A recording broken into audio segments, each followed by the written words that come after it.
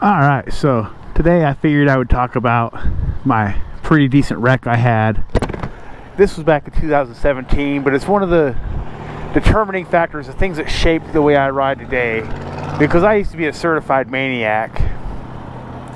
It's also one of the reasons I went down to a 600 for a few years and just learned how to actually ride before I went back and got this 1K again. So I had this, and I bought it brand new off the showroom floor. Second bike I ever bought, 2015 Repsol 1000RR. So, had it for about a year, and then I wrecked the brakes off of it. I wrecked the hell out of it. Me and my buddy actually wrecked at the same time. And it sucked. So I guess I'll give you a little history on how I got the bike. So when I first started riding, I wanted a 600. I ended up getting suckered into buying a 650 because I didn't know better, man. I thought they were all fast. I thought they were all super sport. And the dealership didn't want to sell me a 600 because they were afraid I'd hurt myself. I know, maybe with the wreck, they were a little bit right. But still, it's none of their business. You know, I was paying cash. I wasn't getting financed. So I bought a 2014 Honda 650F, CBR 650F. First time I got the balls to go over 100, I realized what it was. And I was sitting pretty financially good at the time, so I went and bought the Repsol after a month of owning that. Ironically, I ended up dumping the 650 like a week or two after I bought the Repsol. I was turning a corner, caught a little bit of gravel slid, sat up real straight because it surprised me, and high-sided. So that's not the wreck I'm talking about. That did end up crushing my foot though. So it hurt me more than wrecking the Repsol, which was a pretty good wreck. So we'll get into the story. So me and my buddy Juan, if you're watching this, nothing but love, Juan. I'm gonna tell a story. We used to ride together all the time, and we were both, you know, neither one wanted to let the other outdo the other ever. So it's amazing we didn't hurt ourselves worse, honestly. And Juan actually, in the wreck I'm about to describe, got hurt pretty decent. Me, I walked away with some road rash, and that was about it. So he came over. I'd been working on my R1, or I would have took the R1 because I had the R1 by this point. I had got rid of the 650 after I dumped it and just went and got the R1.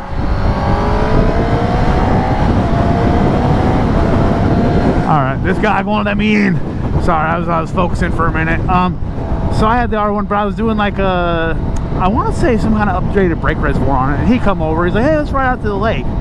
Lake is like 45 minutes away. I wasn't feeling all that at the moment. I live literally basically at the bottom of the mountain, so it was like 10-15 minutes you were to the top, some nice curvy roads, boom boom boom, you know, Casper Mountain. If y'all know Casper, Wyoming, then you know. I was like, let's go up the mountain. He didn't want to, but I didn't want to spend all the time going to the lake. So the lake was, you know, hour and a half, 2 hour event, because we'd go out there, screw around, riding around the lake and all that, and I just didn't want to do it. So we go up the mountain. I took the lead up the mountain. You know, we skirt up there, taking all the good corners and mobbing and all that. And we get to the top, we talk for a minute. And it's ironic because Juan told me, he's like, hey, let's chill right on the way down. Because he used to take his phone out and he'd take like videos and pictures while riding. He didn't have a GoPro. That was his thing. I didn't have a GoPro back then either, unfortunately, or I'd just show you the wreck on camera. So I was like, yeah, cool, I'm down with that. So we're coming down, and the person in front of us, man, was like brake checking us, slowing down to 20, 15, and all that. So Juan goes to go around him. So why? You know, he goes. And so the way it worked is we come around this big hairpin corner, and you had to get around him, get in, and then so the hairpin corner was a right-hand lean, you know, right-hand turn, and then you had to get around him and bang a left hand. So it was basically like a big S curve. So I remember when Juan went to go around him, I remember thinking, I was like, oh, he's not going to make that. It's a horrible idea. And for reasons that I will never understand, I gunned my bike. Just what? You know, I thought first gear, bang, second gear, get around the truck, go to hit my brakes to get back in. And I've always done, so I don't just use my front brake. I like to use the 70% front and like, you know, 15-20% rear. You know, I like to actually balance it out because that helps pull you down a little bit. You know, it's actually the right thing to do. I could be wrong. I'm not a track star. I'm not an expert. I'm not a riding coach. I do think this Eclipse wants to play. I'm not really sure. But, sorry. Anyways, when I went to get back in, and keep in mind, at the time, I had no idea that Juan went down too at the same time. So I went back to get back in. I hear my back tire You know the sound, that sound when you know you messed up.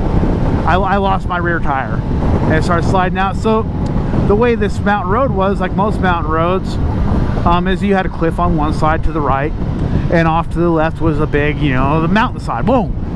And I remember thinking, and I don't know how I had this much time to think this, apparently thoughts go quicker than you think they do.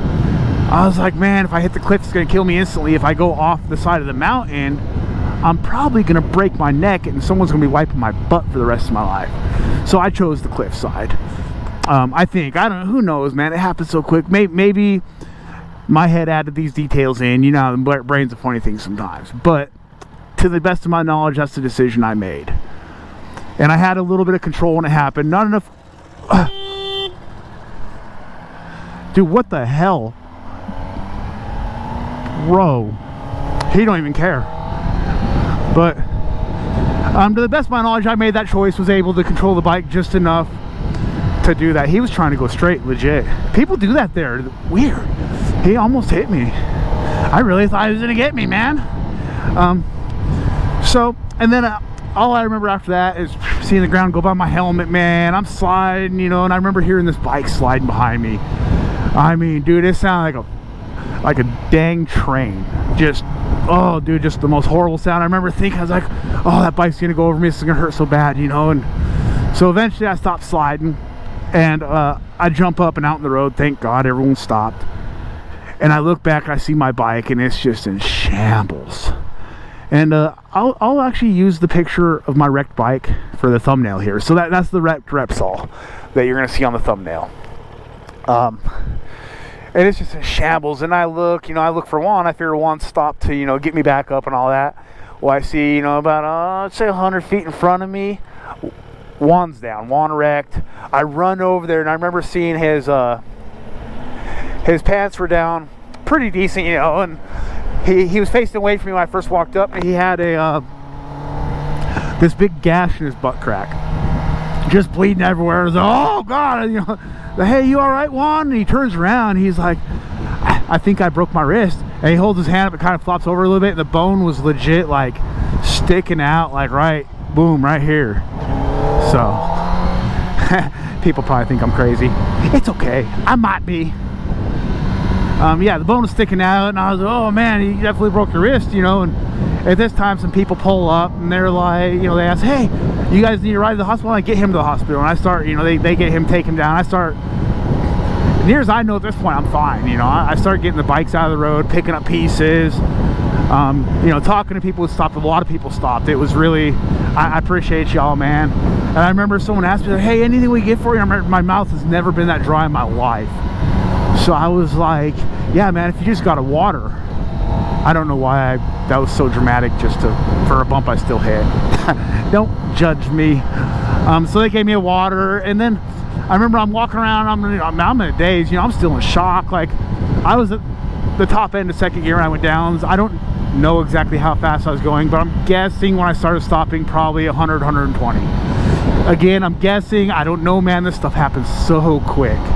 Like, it's wild, you know what I mean? So I look down and I seen blood on the road. I was like, where's that blood coming from? And I look and I see it dripping off my fingers, you know. So I was like, oh crap. So I look, and I had road rash all over my forearm. Turns out I had more road rash than just that.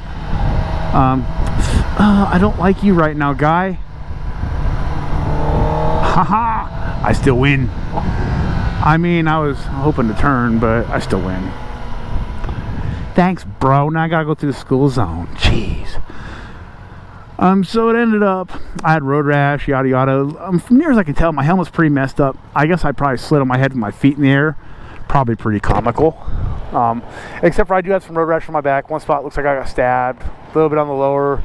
I was wearing a t-shirt. I had the helmet, gloves, pants, shoes. You know, I was wearing some Converses, and they were filled with gravel. I don't know how that happens. You know, if you wear Converses, you know, they're like socks.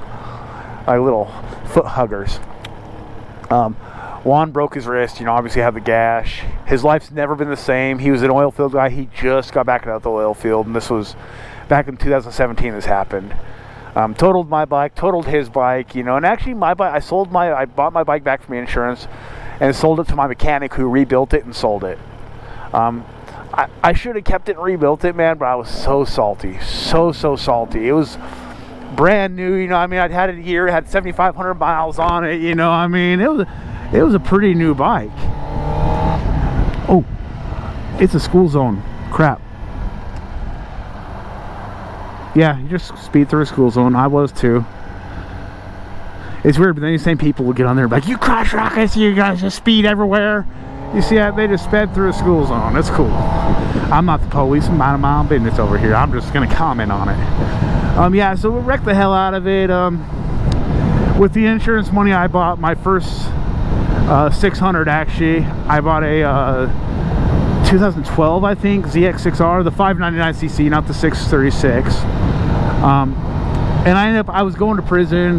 My last time I went to prison, I was due. I knew sentencing was coming up. I knew I was going to prison.